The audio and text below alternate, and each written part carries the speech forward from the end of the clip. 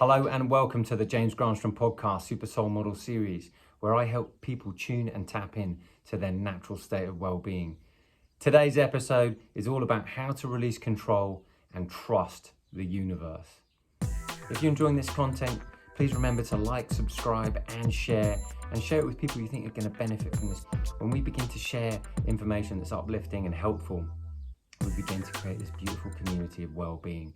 So today's episode is how to release control and begin to trust the universe. Having a sense of trust is a really big deal for us as human beings because it can take a moment to lose trust if we haven't had that in our experience. We've been lied to by people in the past, things haven't gone our way, people have betrayed us, we've had loads of different challenges. So this trust factor begins to fall from our psyche and we find it more difficult to trust other people, perhaps even the universe or this higher power that's existing around us.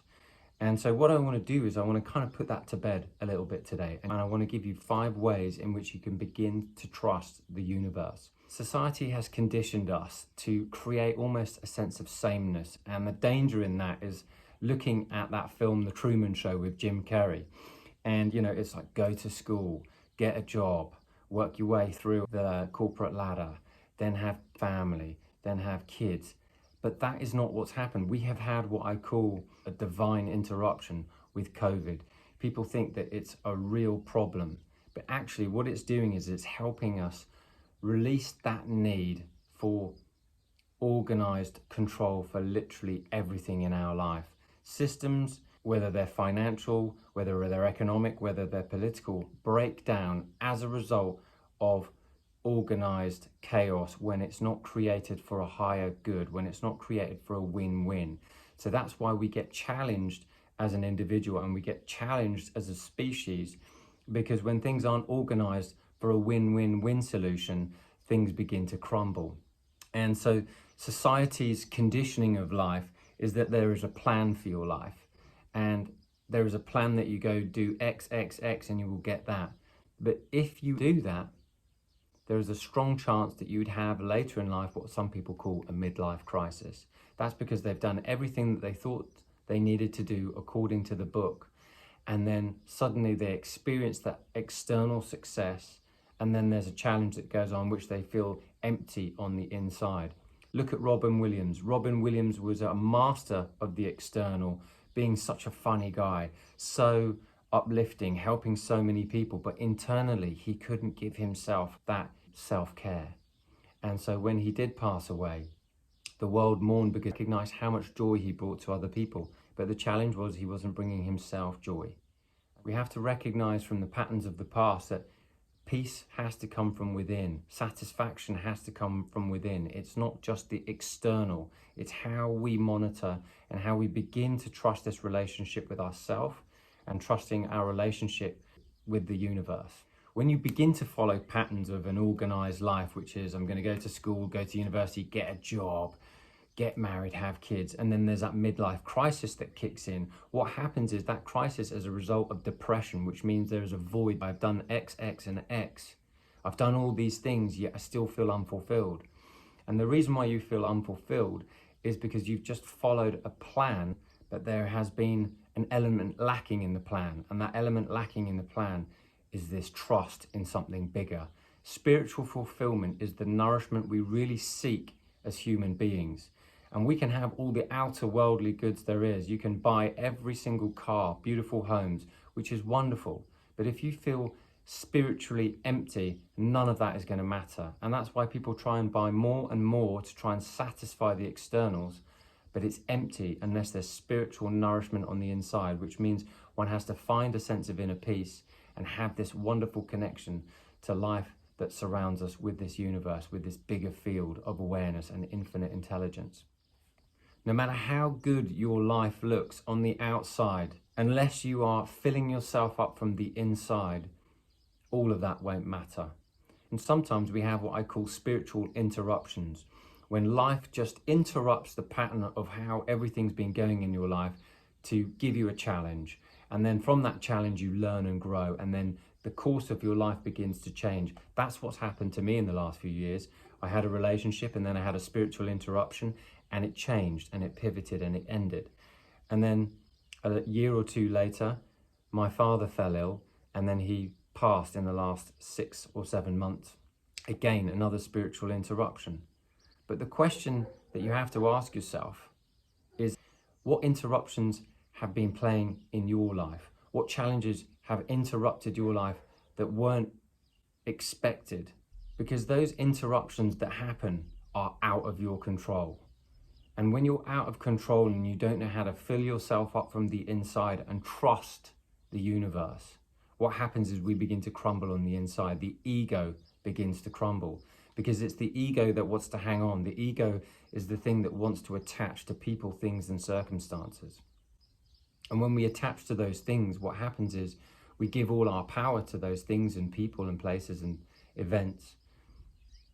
And when they leave, what happens is all of our energy goes with it, because we're clinging to it for dear life, because it's a sense of security, it's a sense of identity. And that identity we put all our energy into. And when I'm not part of that relationship, or I'm not part of that job, or I'm not part of that work, or that person is no longer there for me, I feel empty, because they're not there to focus on. And so what I'm wanting to do in this episode is to show you and give you ways in which you can fill yourself up and come back to yourself and trust this field of infinite pure potentiality around you. Trust this universal field of benevolence. Because Einstein said this quote, "The only question worth asking is this universe a friendly place?" And if you ask yourself that question and you look for evidence of that, you will find that it is a friendly place. But if you're only looking for what is and seeing repeated patterns of it being unfriendly, and you're not open to perhaps looking at a different perspective, that's all you'll ever see, because you get what you focus on. And that's how this life works. This is how the law of attraction is set up.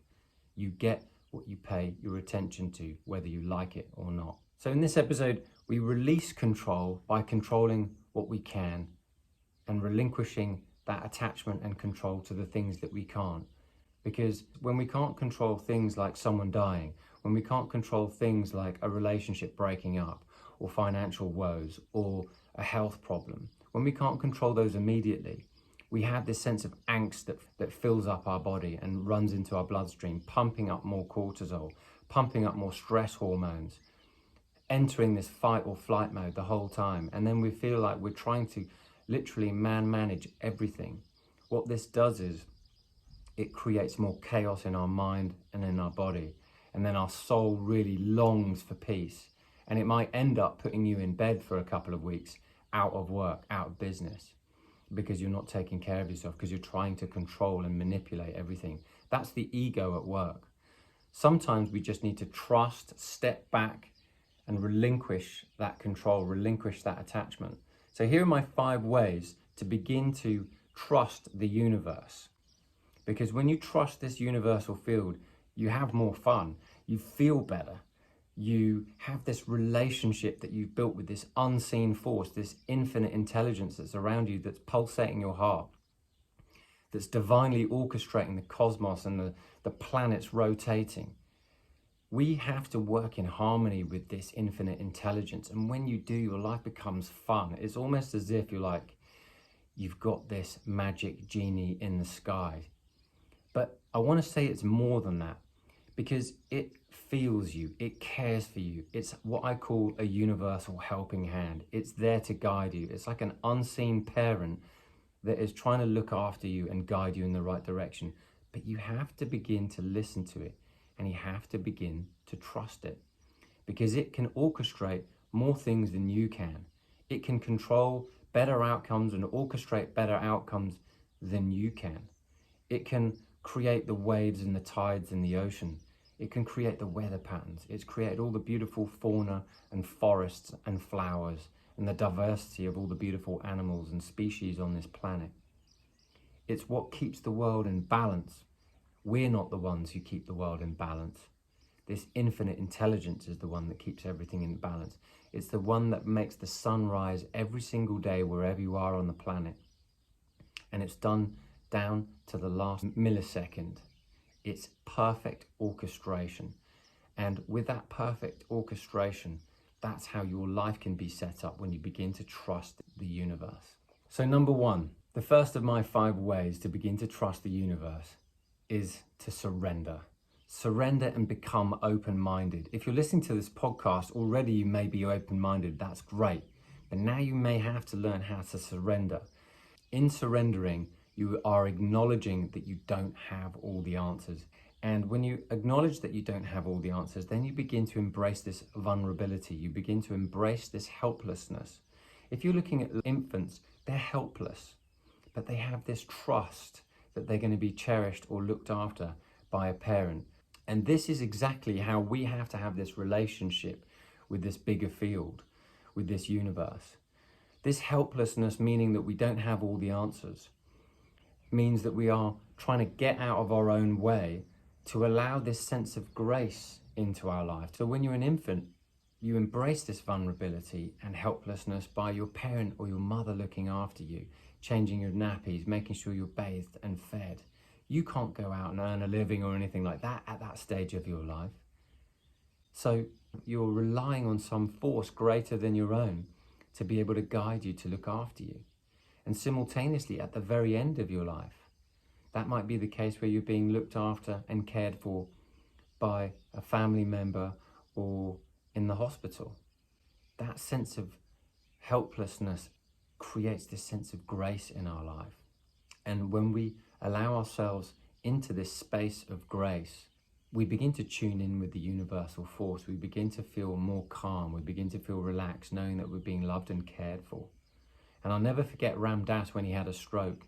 He had a stroke and he said, if there's one thing that you've learned from this stroke, what is it? He goes, I've learned to accept and allow to be cared for, which has allowed me to feel grace. And right now I've been caring for my mum for the last few months since my dad's passed away. And I'm watching her in this state of grace, in this state of being allowed to be helped. It's very different when you've been the person who's providing the love and support to a child, and then now for the roles to be reversed. So that sense of surrender really takes a release from your ego to allow yourself to be helped. Because the ego means I need to control, I need to be able to organize everything. And so when we allow ourselves to be helped and surrender, we enter this beautiful state of grace. And surrendering is also a bit like this. It's like when you're trying to remember a name, something's on the tip of your tongue and you forget and you just struggle to find the answer. And then when you've completely released your attachment to trying to find that answer, it comes just like that. That's exactly the same about how you trust the universe. You know what you want, but you stop struggling to get the answer. And then when you stop struggling to get the answer just fleets into your consciousness. And that's how life works. Life works when we cease to struggle against it. It's like going with the flow. And when we release that attachment and release that struggle, what happens is we release our egoic identity in that moment, and we begin to allow the universe to bring us what we've asked for under the path of least resistance. And so when you open the doorway to surrender, what happens is you release your attachment and resistance to what you want. And that's how you begin to create more trust in your world. In my story, with my dad's passing, I'll never forget the amount of things that have happened to me as a result of me beginning to trust the universe.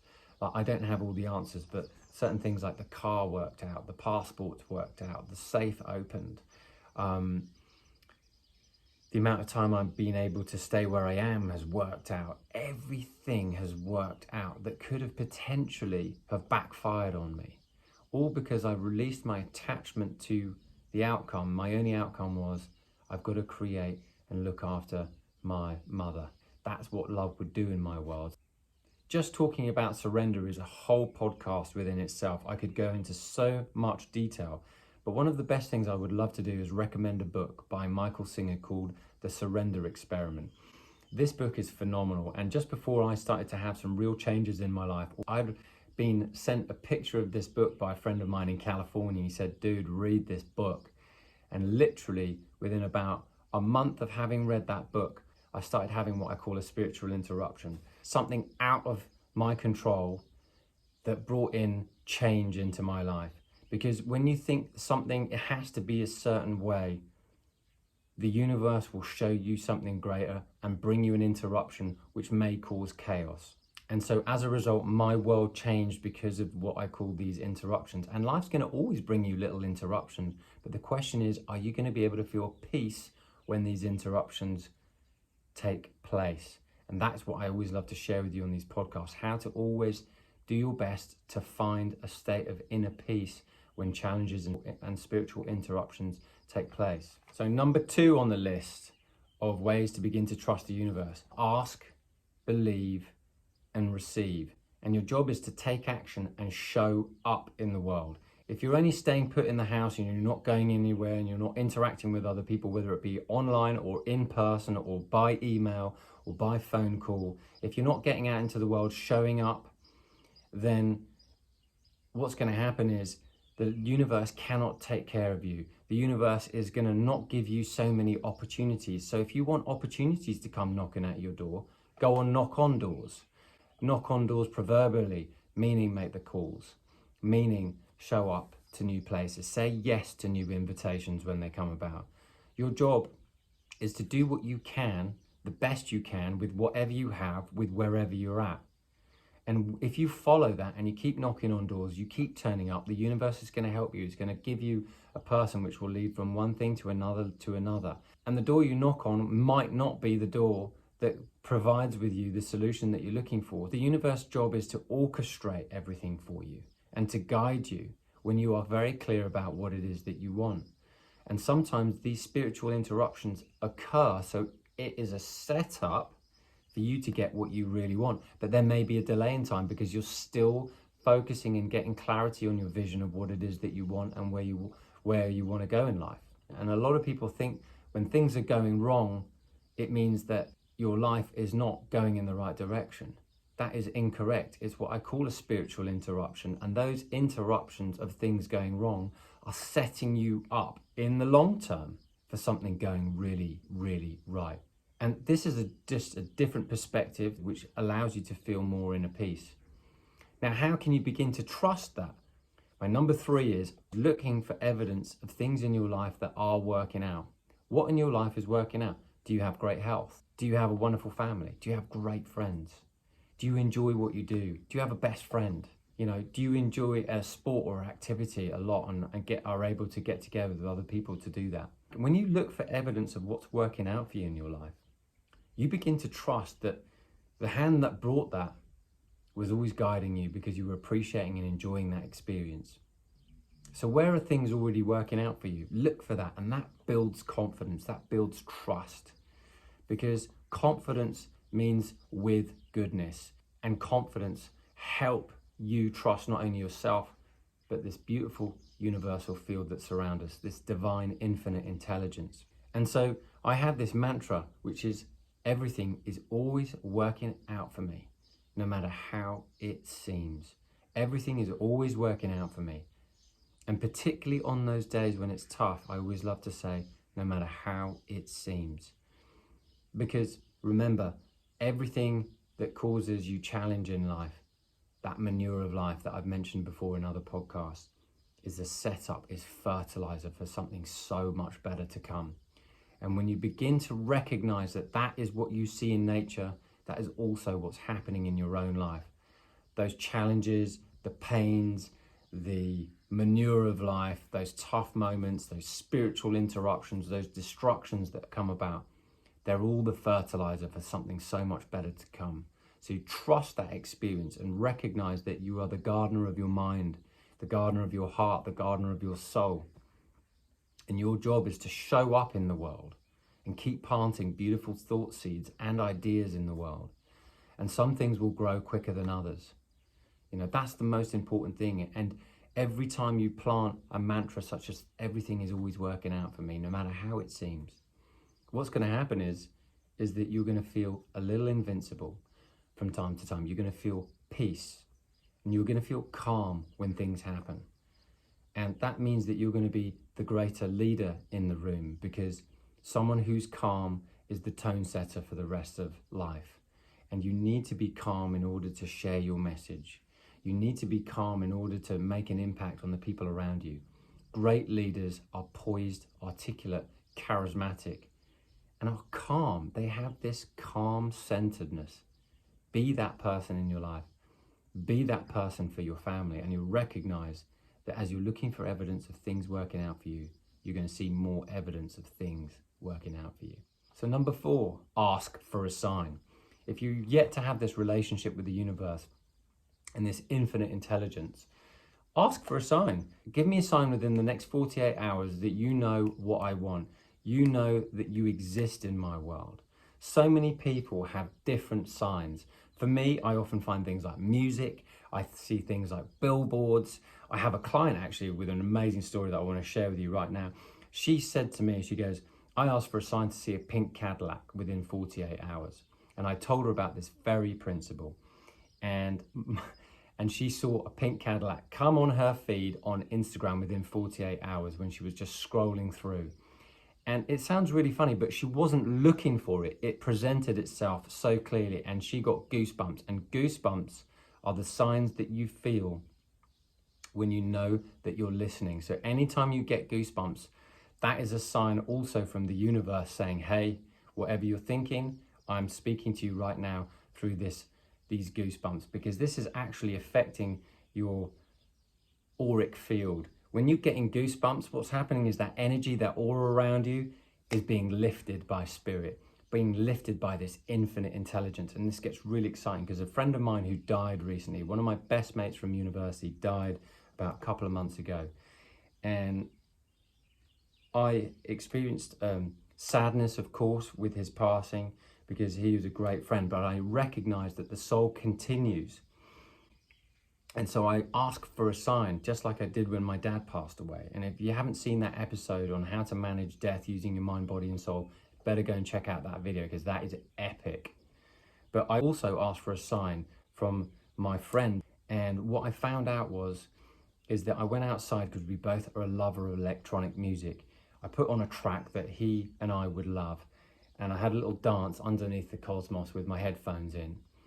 And I said, give me a sign to let me know you're all right. Give me a sign, universe. Give me a sign, buddy, to let me know that all is well with you. And the next thing I know, I saw a huge shooting star fly across my house as I'm dancing underneath the stars. And that filled me with goosebumps. And it all happened just as the track was finishing that I was listening to.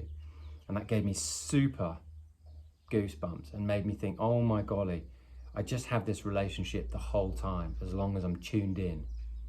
And so ask for a sign.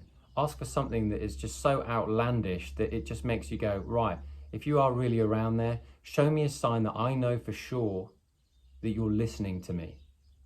And when you ask that and then you get a sign within 48 hours, for me, another challenge I had, I was like, if you're listening to me, I need some advice on something. And that's when I heard the Let It Be by the Beatles song when I walked into that bookshop when I needed to make a really difficult decision for me. And it's just said, let it be, there will be an answer. And I'm like, oh my golly.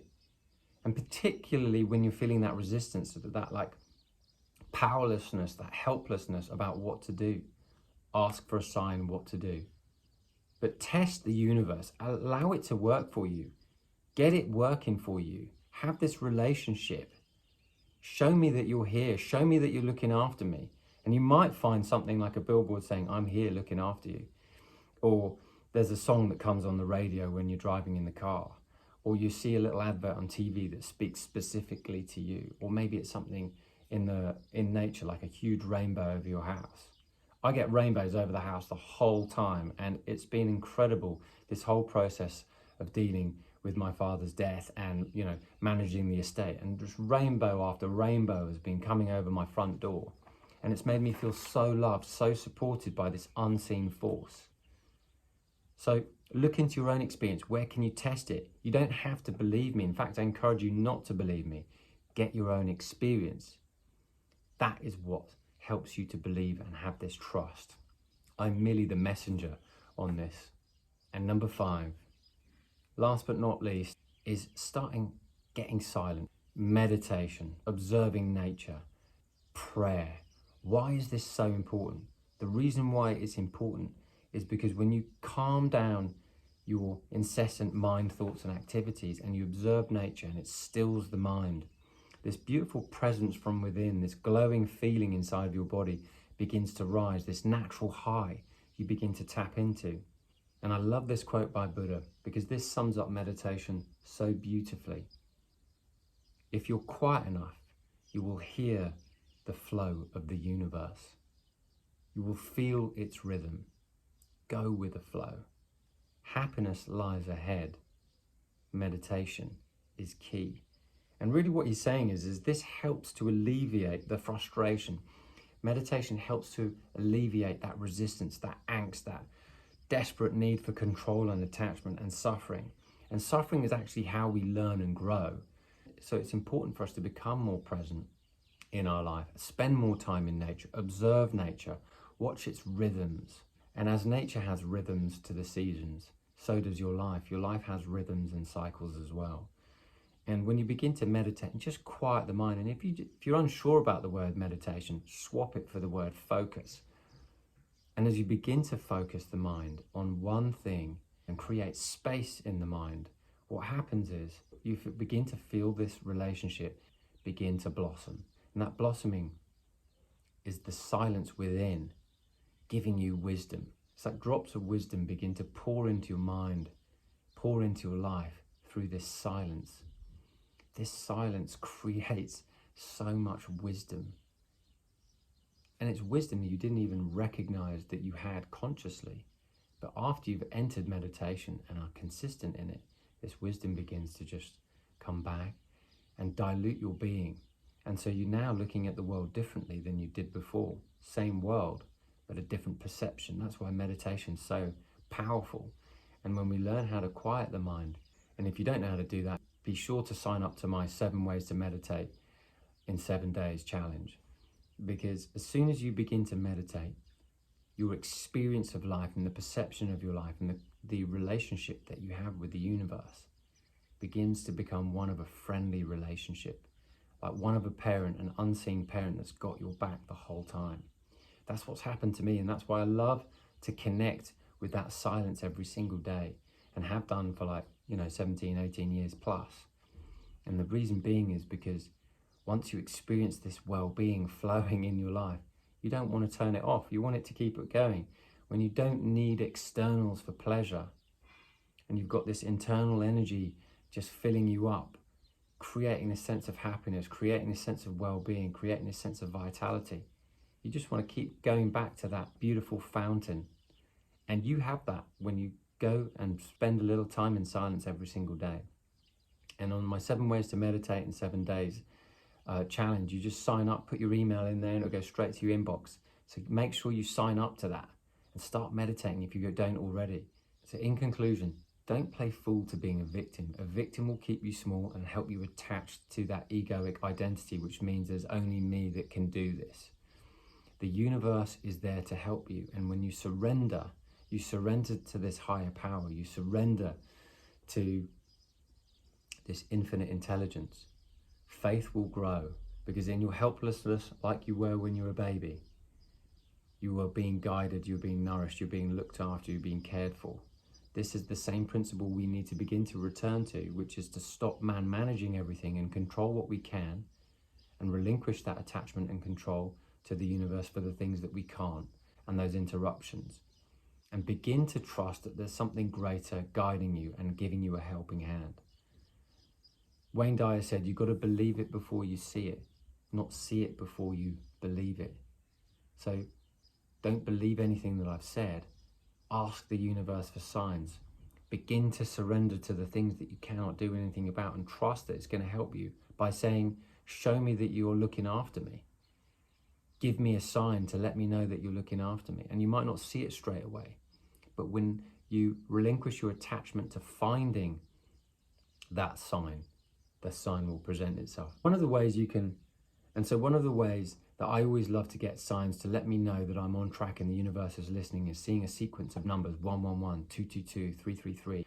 And every time I see those numbers, I give myself a little acknowledgement to say, hi, thank you, universe. And I kind of point my finger, like creating this anchor, which says, there you are again. And it gives me a sense of peace, and it helps me tap into that sense of inner peace. And I want you to tap into that inner power that you have by looking for the signs, looking to cultivate this relationship that's unseen, but that's got your back, that's really helping you and guiding you and giving you a helping hand along the way.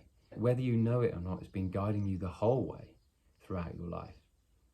But as soon as you begin to have this relationship with it, and you make it a fun and friendly relationship, you can begin to play.